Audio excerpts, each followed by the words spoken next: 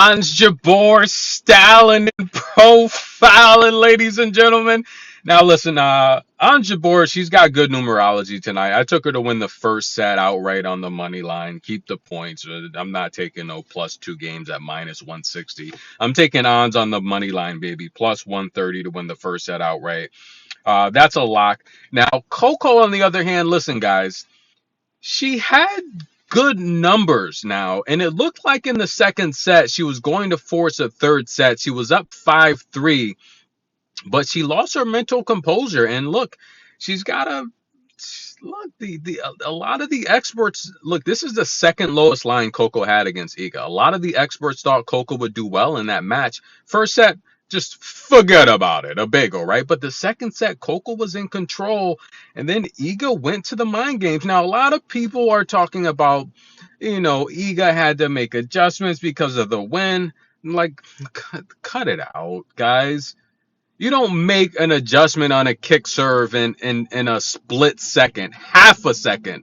That's trickery. Okay?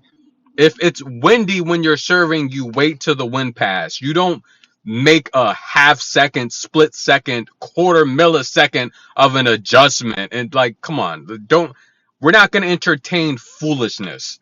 And this is the problem with a lot of Eagles. I call them part-time fans because they're not real fans, because they defend stuff that's it's classless. You can't defend classless stuff, and expect your player to have a good reputation. That's why Iga gets a bad reputation, because it's the part-time fans that defend the foolish stuff.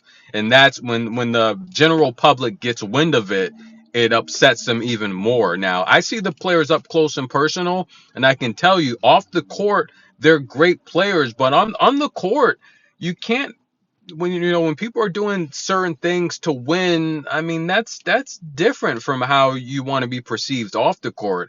I think when you're talking about integrity, a lot of that has to do with what you're doing on the court. But nonetheless, guys, do I think it was necessary? And look, I mean, a lot of the tennis pros said this for a long time. Iga does stuff she doesn't have to do. Why is she doing it? So that's interesting, but that's another conversation. But Ons Jabeur, ladies and gentlemen, she wins the first set. But these two players, Ons Jabeur, look, guys, that's a kick serve, okay? It's windy. This match is even more windier than the previous match, okay? That's a kick serve. Iga's not even she's not even lifting her foot off. It's crazy. It's insane. And if you don't know why it's windy, the beach is literally like, this is right where the Marriott is, and the beach is right behind them. The beach is literally right here, basically. The beach is right there, so it's very windy. Yeah, I mean, guys, that's a kick serve. But Marketa, before she was a Grand Slam champion, I mean, I would see her at the tournament. She'd literally walk around. No one would notice her. I mean, no one was calling out for Marketa. But now she's a Grand Slam champion. People recognize her. And I think she's probably, I mean, she was like Diana Yastremska all week here, just ignoring fans that calling her, walking by her. As a Grand Slam champion, I think she's got to probably show a little bit more attention to the fans. You never know who came to see her specifically. And the women's game is hurting right now, guys. Again, this is another WTA final event where Iga's begging for the fans to come and support. Iga shouldn't, as a top player, Iga shouldn't have to beg on the microphone for fans to come support.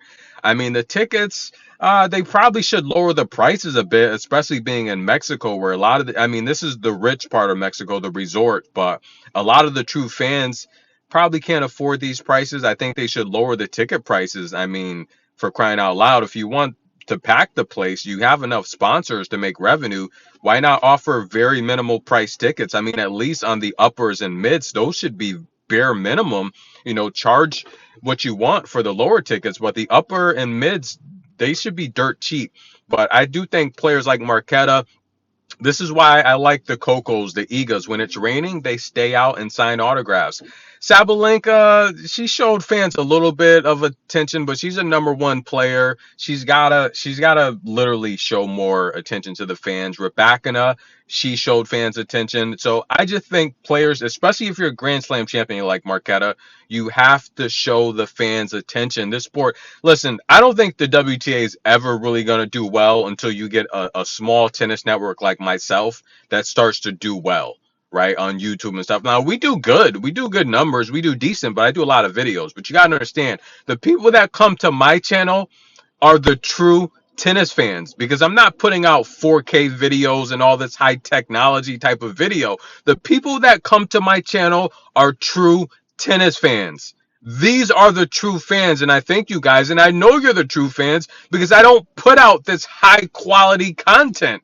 It's just me talking over videos. So when my channel starts to do well, I think that's when the tour will do well. And of course, we do good. We do well for the content I put out. But when my channel you start to see up there with some of the bigger channels, that's when I think the tour will do well, because the people that come here are the true tennis fans. We really support the game, and we really watch tennis for the love of it. And I think the WTA, it's struggling. This is the second year in a row where you can't sell out a 4,000 seat arena. I think we have to look at doing something to get these fans to come watch these matches. These are the best players in the world, and again, Iga shouldn't have to beg for fans to come in. But nonetheless, guys, Ons Jabeur wins the first set. The body language on both of these ladies is pretty low. That's kind of a bit sad, to be honest with you. Because it looks like they really don't want to be here. It looks like they're going through a lot of things off the court.